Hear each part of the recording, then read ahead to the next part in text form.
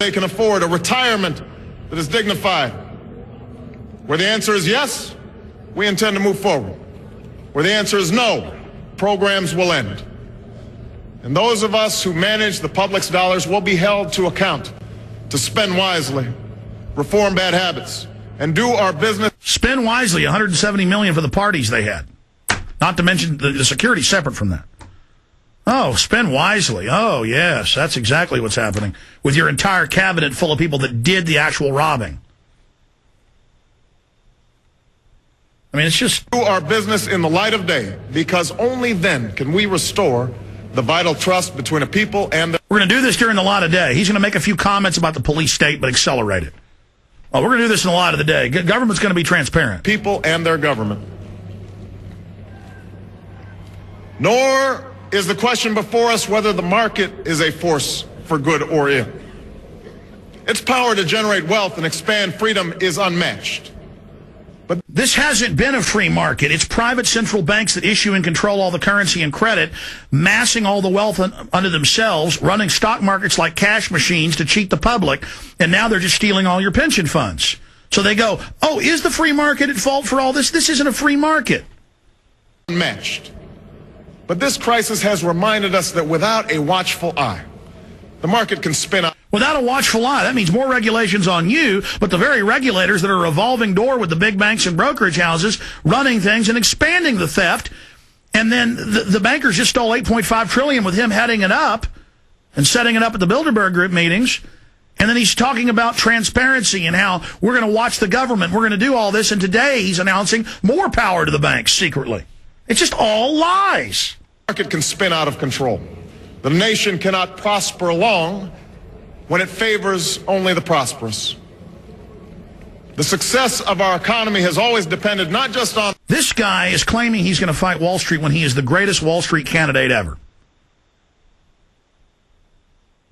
He's saying, oh, this nation can't only prosper when the rich are prospering. When this guy...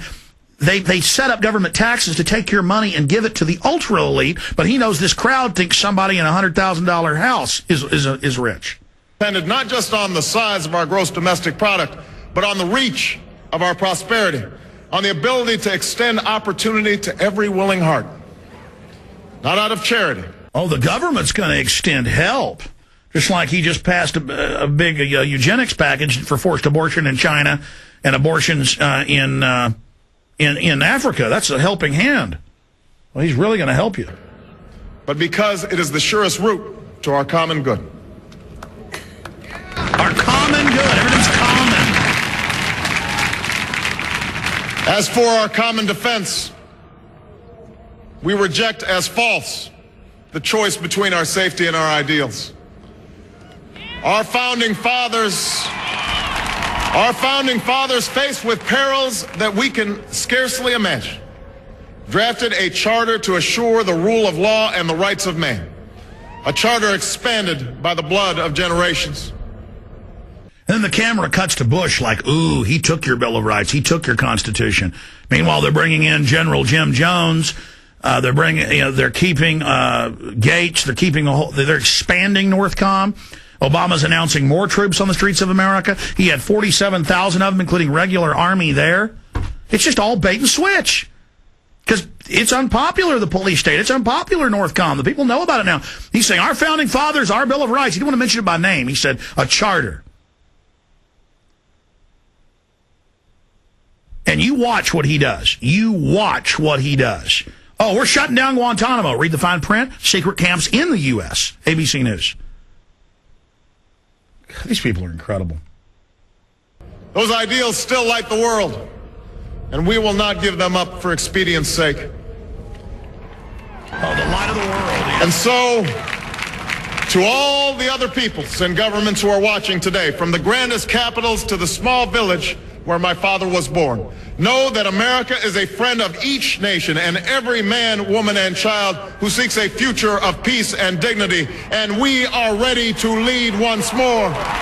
You know, what Bush did is what the military-industrial complex and the banks wanted, and the RAND Corporation, the PNAC documents, the CFR, what the Democrats wanted. This is the same agenda. But see, now it's, I love you while we carpet bomb you. I love you while we put embargoes on you. I love you people. I care about you. We are ready to lead once more.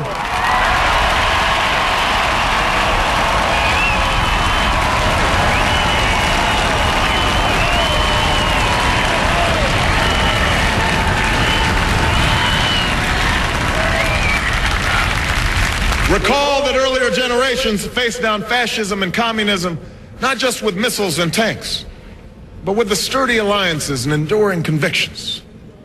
They understood that our power alone cannot protect us, nor does it entitle us to do as we please. Instead, they knew that our power grows through its prudent use. Our power grows through its prudent use. The Milner Group out of England funded Hitler to destroy Europe, then they brought him down. They funded the Soviets the whole time. The U.S. government funded Pol Pot to kill 3 million people. That's all on record. His chief advisor, Zbigniew Brzezinski, writes books about it, bragging how he did it. And, again, just total deception. So they build their infrastructure, blame Bush for it, and then say, oh, that infrastructure isn't there anymore, as they arrest people on airplanes for spilling Bloody Marys and charge them under the Patriot Act, L.A. Times. Our security emanates from the justness of our cause, the force of our example, the tempering quality. Our security emanates from the justness of our cause globally, fighting Al-Qaeda. Qualities of humility and restraint. We are the keepers of this legacy. Guided by these principles once more, we can meet those new threats that demand even greater effort, even greater cooperation and understanding between nations. We will begin to responsibly leave Iraq to its people and forge a hard-earned peace in Okay, they've built hundreds of bases, 34 giant ones that hold thousands apiece, the biggest in Baghdad, the embassy that holds 4,000, 5,000 people. They've openly said it was the original plan they had. I told you they'd be there for decades, that within 6 to 7 years of the invasion, they would build the permanent bases, leave 50,000 troops there, and then bring in I-4 United Nations troops. And that's what they've now announced, because I was reading the official Army documents that were public. It just wasn't put out on the news. So, again, total lies. They're just going to move the 50,000 of the troops out of Iraq over into Afghanistan, and then also move some of the troops to encircle Russia. That's just unbelievable, man. And he's talking about Iran, too, going in there. Afghanistan. See, with old friends and former foes, we will work tirelessly to lessen an understanding between nations. We will begin to responsibly leave Iraq to its people and forge a hard-earned peace in Afghanistan. With old friends and former foes, we will work tirelessly to lessen the nuclear threat and roll back the specter of a warming planet. We will not apologize. Did you hear that? We're going to fight Al-Qaeda, the terrorist, and the other terrorist, the warming planet. Now, remember what, in 1992, the Club of Rome put out a document. It was republished last year by Richard N. Haas. He wrote it, head of the Council on Foreign Relations, that he wrote back at Club of Rome, the big globalist think tank that sets a lot of policies, where they said we're going to use fake terror to attack the people and enslave them. They say this. And we're going to use fake environmental crises, climate change, to attack them in that Pincer attack. And see, he just said the exact line. But, we're going to fight Al-Qaeda, keep you safe, but we're going to do it real loving and sweet and under the Bill of Rights, and we're going to fight the warming planet.